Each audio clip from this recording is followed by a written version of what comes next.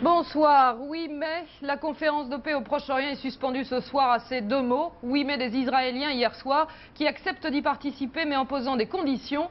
Oui, mais des Palestiniens ce soir qui acceptent le principe d'une conférence mais pas les conditions d'Israël. 2 août 91, c'est peut-être le début de la paix.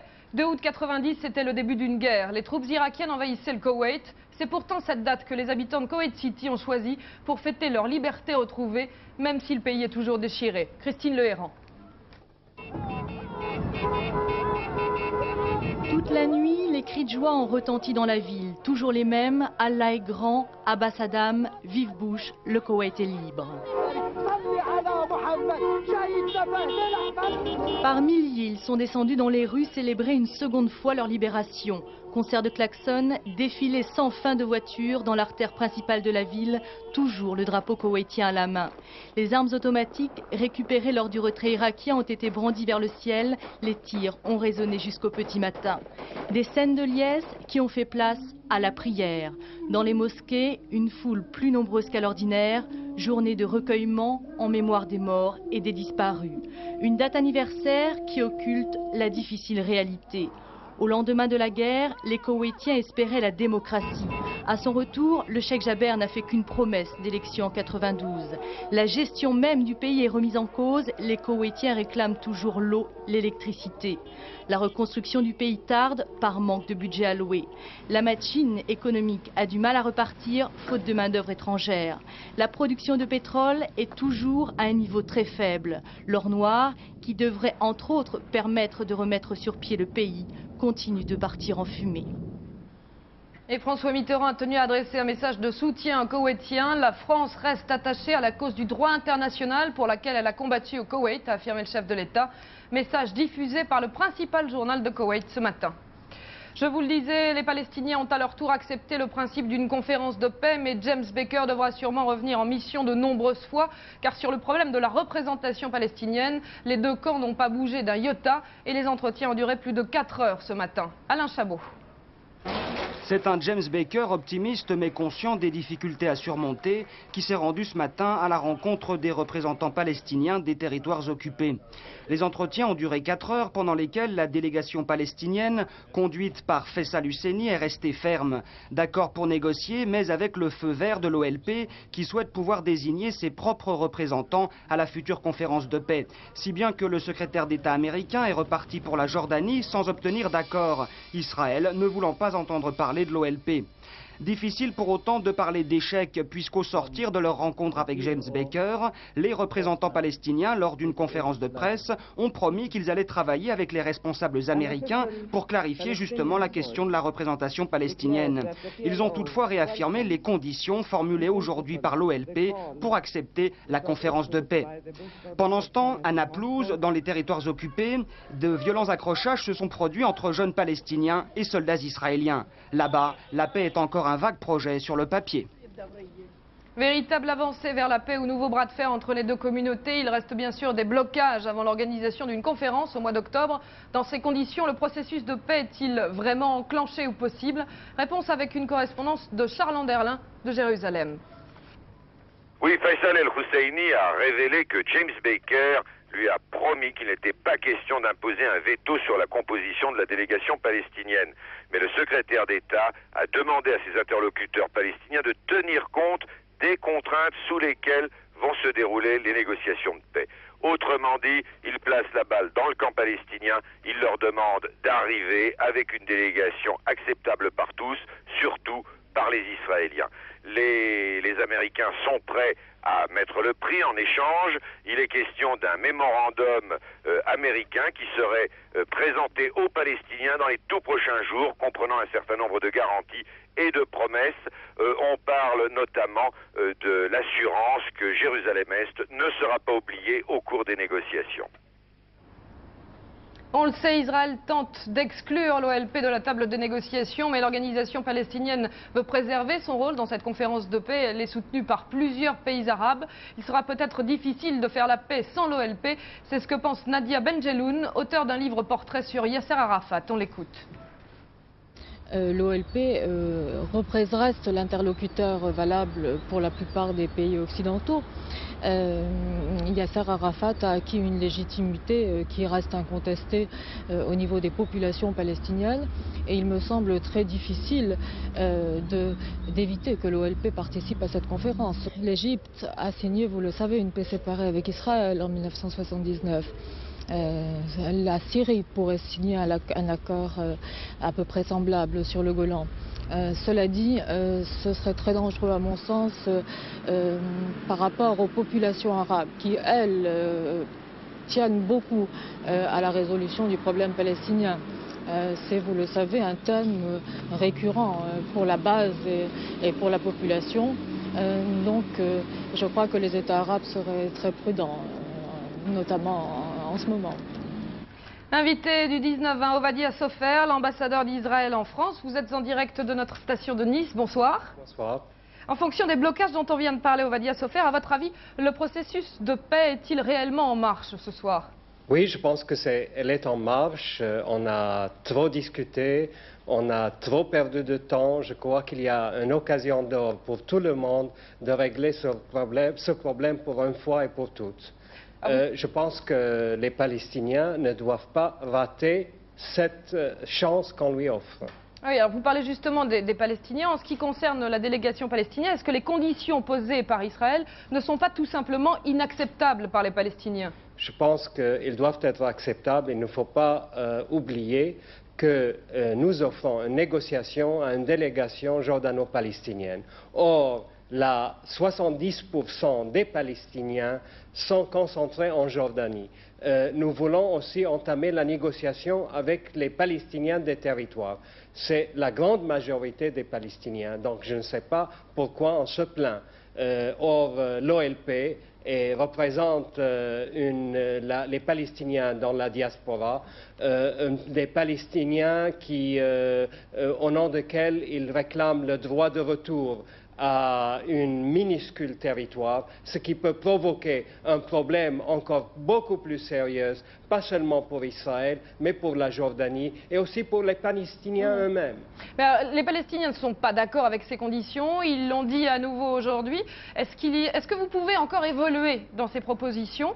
Non, Ou est-ce que vous restez inflexible? Il n'y aura pas de nouvelles propositions israéliennes? Je pense que nous sommes très très flexibles. Le gouvernement d'Israël a fait des concessions de taille en acceptant une conférence de paix comme ouverture pour les négociations, en acceptant l'Union soviétique comme coparrainage et en acceptant l'application de l'ONU et aussi de la communauté européenne. Ça veut dire qu'il ne reste plus aucune marge de négociation en ce qui vous concerne, en ce qui concerne Israël?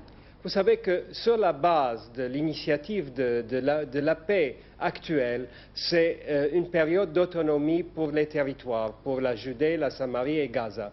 Et selon cette base, seuls les Palestiniens qui vivent dans les territoires peuvent être impliqués dans le processus de paix. J'ajoute que les Palestiniens qui vivent en Jordanie et qui constituent la majorité de la royaume jordanienne sont impliqués aussi. Donc il y a ici une représentation extraordinaire du peuple palestinien. Oui, mais si vous participez à une conférence de paix sans représentant de l'OLP, est-ce que vous ne pensez pas qu'elle sera considérée par certains pays arabes comme une conférence de paix fantoche? Mais je crois que l'OLP lui-même, il s'est exclu, il a été désavoué par l'ensemble des pays arabes. Il y a seulement 10 jours, le roi de Maroc a dit, et c'est le roi de Maroc qui le dit, que les leaders, les dirigeants arabes ont désavoué l'OLP parce qu'il a dépassé sa vocation. Je pense que l'OLP, qui a perdu son appui, son soutien financier des pays de Golfe, de l'Arabie saoudite, l'OLP qui s'est rangé à côté de Saddam Hussein, l'OLP qui a été toujours un obstacle majeur pour le processus de paix, Dieu merci, aujourd'hui, il doit être exclu de ce processus de paix parce qu'il ne peut qu'apporter un obstacle additionnel de ce qui a été réalisé jusqu'à maintenant. Ovadia Sofer, je vous remercie. Première réaction française sur le dossier du Proche-Orient. Le Quai d'Orsay affirme que l'accord de principe d'Israël à une conférence de paix est un véritable progrès. Dans l'ensemble, la classe politique française se réjouit de cette avancée vers la paix, mais certains restent encore nuancés. Tout de suite, les réactions de Jean Le Canuet et Michel Vauzel. Elle a une très grande chance qui est ouverte, elle doit être saisie. Mon regret sera que la France ne figure pas au premier rang. Elle avait pourtant un devoir. Elle l'a encore, si le gouvernement veut se mobiliser, c'est de parler du Liban. Je crois qu'il ne suffit pas de parler de la Palestine, il faut parler de l'indépendance du Liban. C'est donc une grande conférence, à la fois régionale mais aussi internationale, qui s'ouvre. Toutes les grandes puissances l'encouragent. Il faut que tous les problèmes soient évoqués pour que nous ayons enfin une situation qui ait des chances de rester stable dans l'avenir.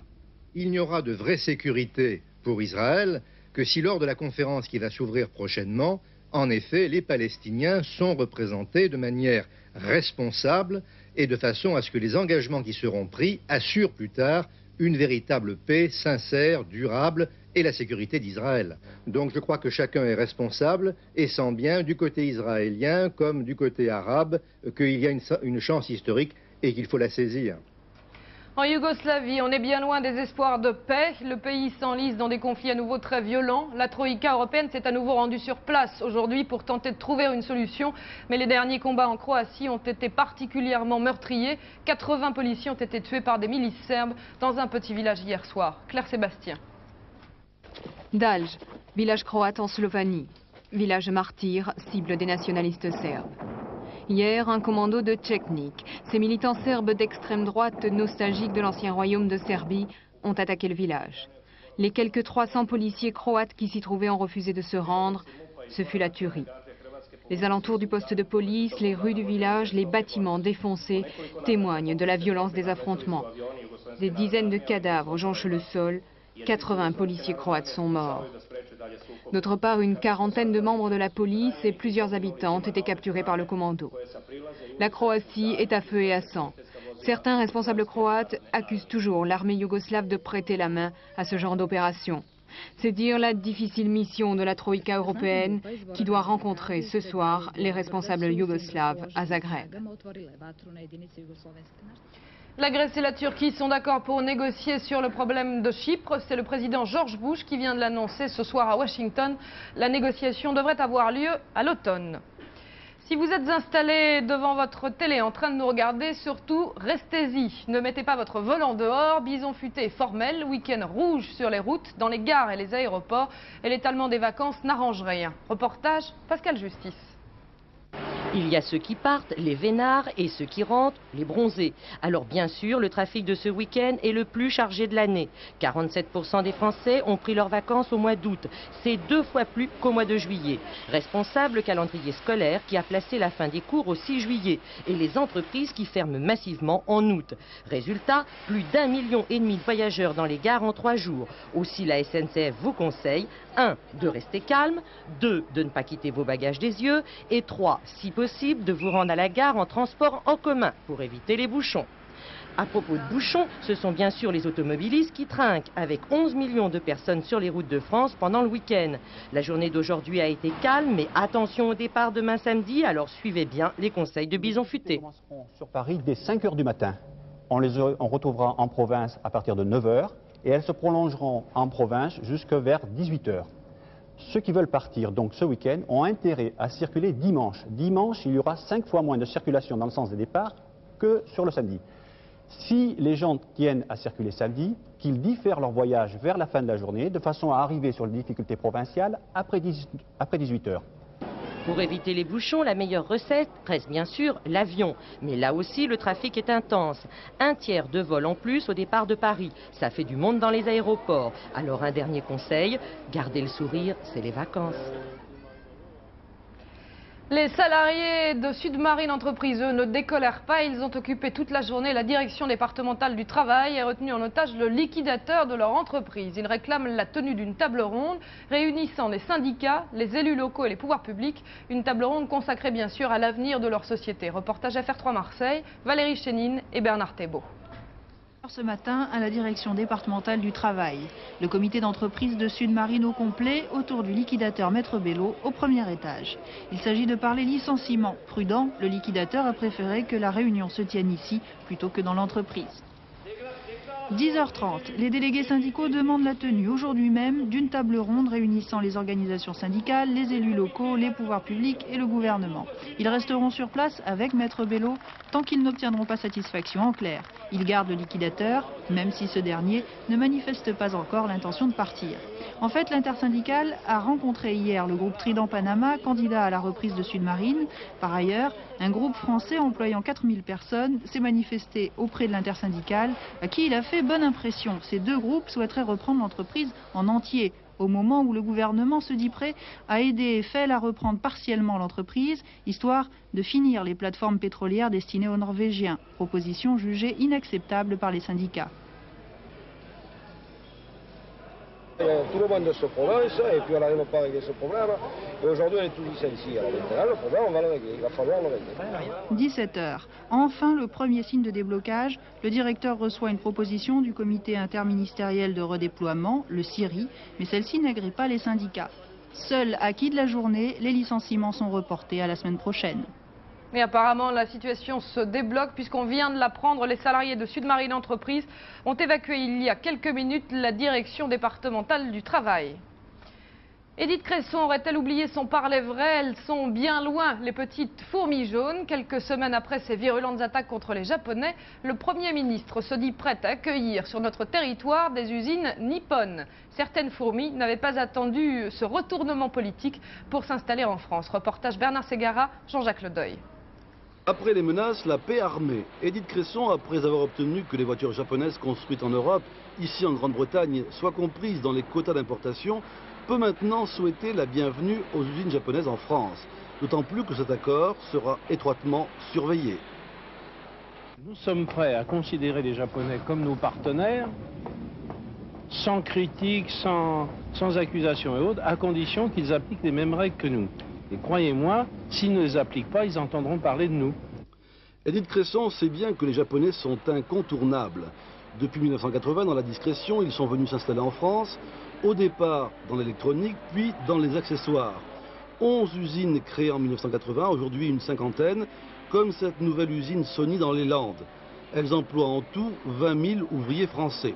À moins de s'isoler, la France est obligée d'attirer à la fois les capitaux, les usines, les nouvelles technologies et parallèlement de nouer des alliances avec les Japonais pour s'ouvrir à des marchés porteurs, y compris en Europe.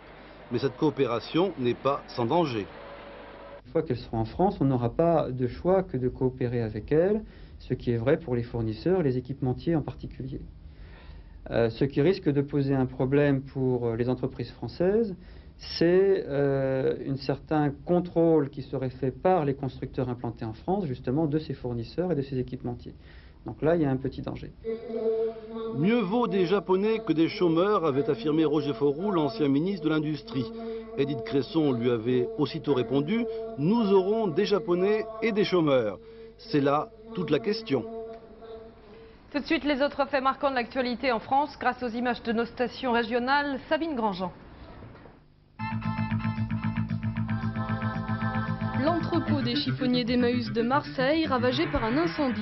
Le feu s'est déclaré vers 2 h cette nuit. Il n'a pu être maîtrisé qu'à l'aube. Les flammes ont détruit une importante quantité de matériel ainsi que 3 voitures. Le parquet du tribunal de grande instance des Sables-d'Olonne a fait appel de la décision de mise en liberté du maraîcher meurtrier. Le week-end dernier, Michel Popion a tué un jeune homme qui tentait de voler les légumes de son exploitation. Il y a 2 jours, le juge d'instruction a ordonné sa mise en liberté. Le ministre des Transports au secours des canaux du Midi. Dans un rapport rendu public ce matin, Georges Sarr fait appel aux collectivités territoriales pour les restaurer et les moderniser. L'accent est mis sur la vocation touristique du canal du Midi et du canal de la Garonne. Le câble téléphonique nouvelle génération reliant l'Amérique du Nord à la France a atterri ce matin en Vendée à Saint-Hilaire-de-Riez. Composé de fibres optiques, il pourra transporter jusqu'à 10 000 communications simultanées. Il sera mis en service en octobre prochain. Le premier concert lyrique en montgolfière, c'était hier à l'aéroport de Metz-Nancy. À 880 mètres d'altitude, un baryton et son tromboniste ont interprété une ode au vent. Elle avait été composée pour la circonstance. Et toujours dans le ciel, Atlantis est parti, ou plutôt Atlantis est finalement parti. Après 3 faux départs, la navette américaine s'est envolée cet après-midi. À son bord, 5 astronautes et un satellite très coûteux, un satellite de télécommunication. C'était en Floride, bien sûr, à Cap Kennedy. Le Tour de France a semé une belle pagaille dans le petit village du Reposoir, en Haute-Savoie. Pour fêter la grande boucle, le facteur du village a offert une tournée générale au café du coin avant de faire sa propre tournée. Résultat, un retrait de permis et des boîtes aux lettres vides. Le village a voté l'amnistie, mais l'administration n'est pas si tendre. Reportage sur place de Valérie Chastelan et Jean-Pierre Limone. N'ayons pas peur des mots, mesdames et messieurs. Depuis le 24 juillet, c'est un véritable drame qui se joue au village du Reposoir. 300 habitants, 1000 mètres d'altitude, une église, une mairie et une fruitière. Tout a commencé avec ce satané Tour de France qui est venu bousculer l'ordre tranquille de cette paisible communauté. Ce jour-là, Denis Bergot, facteur de son état, par ailleurs fonctionnaire excellemment zélé, aux états de service totalement irréprochables, s'apprête à effectuer sa mission quotidienne. Mais le destin et surtout la grande boucle en avaient décidé autrement. Notre facteur dut interrompre sa tournée, la route étant barrée. Donc il m'a commandé quelque chose, de café, il était avec un ami. Et voilà, quoi, il avait l'air tout à fait bien, pas du tout ivre, ni quoi que ce soit. Non, non, très bien. Mais dites-moi, le café, c'est parce qu'il imbibe. Qu'est-ce qui s'est passé après? Alors après, il est allé dans un autre petit restaurant qui se trouve à quelques centaines de mètres du col de la Colombière. Et donc là, il a dû continuer un peu. Et voilà comment notre facteur récolta 3 mois de suspension de permis. Et comme il ne s'appelle pas Indurain ou Fignon, ces jarrets ne sont pas à la hauteur des dénivelés montagnards. Plus de tournée aux grandes dames des habitants. C'est malheureux pour lui parce que vraiment, il n'y a jamais eu de problème. Pourquoi vous trouvez que c'est normal qu'un facteur boive pendant sa tournée? C'était la faute du Tour de France, c'est sûr. Depuis, c'est en masse que les habitants du Reposoir se mobilisent et préparent une pétition pour obtenir l'accalmie de l'IR administrative. Pendant ce temps-là, notre facteur, lui, est en vacances. Vous avez peut-être un jour rêvé de jeter un œil dans les coulisses de l'Olympia, le 28 boulevard des Capucines, où se sont succédés les plus grandes stars de la chanson, de Jacques Brel aux Beatles en passant par Edith Piaf. Le directeur de cette salle mythique a décidé d'en faire un livre, puis un spectacle. Michel Vial et Laurent Pelletier n'ont pas résisté au plaisir de passer de l'autre côté du rideau. Voici le reportage. Il était une fois une salle de spectacle parisienne, née il y a 98 ans sur les boulevards, transformée en cinéma à la fin des années 20 et redevenue en 1954, grâce à Bruno Cocatrix, l'un des hauts lieux du music-hall international. Si les murs ont de la mémoire, ils constituent l'âme de cette maison mythique où les plus grands talents du monde, en donnant le meilleur d'eux-mêmes, sont parfois devenus des légendes vivantes.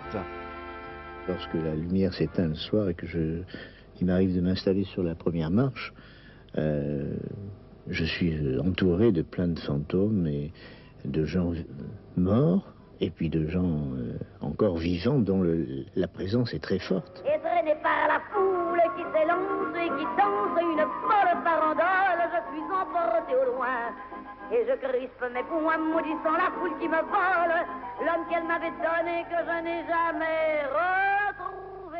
Je ne sais pas comment elle est arrivée par miracle sur la scène, on l'a amenée pratiquement sur la scène et lorsque le rideau s'ouvrait, la voix jaillissait et c'était le miracle renouvelé chaque jour et le miracle dans lequel le public tombait d'une manière systématique parce que la voix était vraiment exceptionnelle. J'ai vu les débuts de Johnny Hallyday, j'avoue que c'était un grand moment de voir ce jeune homme tout rose, tout blond, se rouler par terre et puis déchaîner les passions. Les gens m'appellent l'idole des jeunes, il n'en est même qui m'envie, mais s'ils pouvaient savoir dans la vie à combien tout seul je suis. Quand on n'a que l'amour à s'offrir en partage, au jour du grand voyage qu'est notre grand amour. Quand on n'a que l'amour, mon mon amour, toi et moi, pour qu'éclate de joie chaque heure et chaque jour. Ben c'est bien, c'est mon acquis, je suis heureux d'avoir connu tous ces souvenirs, mais l'Olympia existe et j'espère qu'il existera encore et longtemps. Et il faut continuer à chercher des talents et amener des nouveaux talents sur cette scène et faire de ces talents des vedettes. Puis tu sors du studio, t'es toujours top niveau, Chaka Khan Al Jarreau.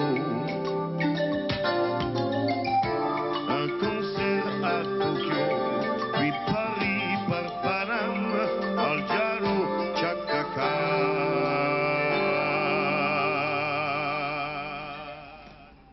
Une nouvelle en urgence pour terminer ce journal. Les syndicats de Sud-Marine Entreprises viennent d'obtenir une table ronde à Paris. Elle aura lieu jeudi au ministère de l'Économie en présence d'élus locaux. Pour terminer maintenant, les pronostics de Monsieur Courtine pour le tiercé quarté quinté de Deauville. Il vous conseille le 6, l'As, le 4, le 2, le 8, le 12, le 10 et le 14. Son joker, c'est le 6, vous le voyez. Dans quelques secondes, la météo complète de Michel Touré à 22h30.